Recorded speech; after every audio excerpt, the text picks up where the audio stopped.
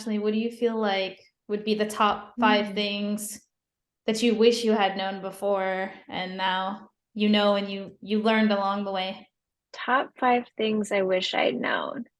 I'd say if I reflect back on, times of success in my past or times of failure, I would say they're not things I wish I'd known. They're things that were already happening, but I needed constant reminders because you do get into ruts as an entrepreneur. And one of the first ones that comes to mind is knowing that I absolutely have what it takes to do it and not to doubt myself, just get to work, just get started and don't stop, which could kind of go into my second one. And you mentioned Marie Forleo, so this is very on point with that. Everything's figure outable. Oh Every yeah. problem, you can figure it out. And as you figure out tough problems or get past a challenge, that has fueled me and it's built my confidence and it also helps you make more money. I mean, your income is a reflection of the level of problems that you can solve. And so having that mindset, and I had this mindset before Marie Forleo gave it a term. Uh, Everything is figure outable. I would Google everything. I figured everything out on Google. Just, because I was built my business right as social media marketing became a thing, and there just wasn't all of the courses and content creation out there, and you just had to do it and see what happens.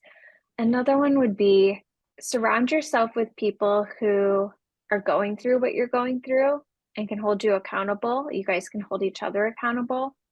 But in the same sense, surround yourself with people who are, where you aspire to be, who you can learn from, who can help mentor you. And that's been, again, these are all things that I've done, but things you forget along the way and you have to kind of get back to it. And in that same vein, network. The first 3 years I was in business, wasn't making a lot of money. And so to feed myself, I would go to, I was involved in things like BNI, Business Network International, and my local chambers of commerce.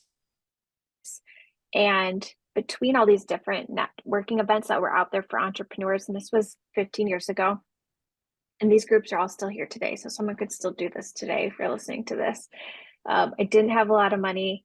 And so to feed myself, I would go to a breakfast networking meeting, a lunch networking meeting, and there's usually like a sunset mixer happy hour hors d'oeuvres thing. So I would go to all these networking meetings to get a good meal and then also to network and meet people. And I almost networked pretty much full time for the first 3 years of my career, where it built up a referral base for myself, where I've never necessarily had to look too far to find business. Business has, flowed into me after working really hard at building a good network of people and continuing to do so, but of course not on a full-time basis now. I'd say last thing is don't get too carried away. Once you kind of find a groove and start growing your business, I mean, there's been years where I go by where I haven't stopped and paused and thought, am I still on track to where I want to be in 30 years, 20 years, 10 years? It's easy to think, am I on track to where I want to be in the next, 1 to 3 years? But take time to pause, whether it's monthly, quarterly, or even yearly, to really reflect on where you are going so you can course correct. Uh, the last thing you'd want to do is just get 5, 10 years into something and realize, I wish I would have done this, or I didn't realize this is where I was going to end up. And if you just take that time to pause and reflect, it's okay to make changes. It's okay to change your mind. And priorities in life can change, especially as you grow as a person. When I first started my career, my number one goal is I wanted to be rich. I wanted to make lots of money.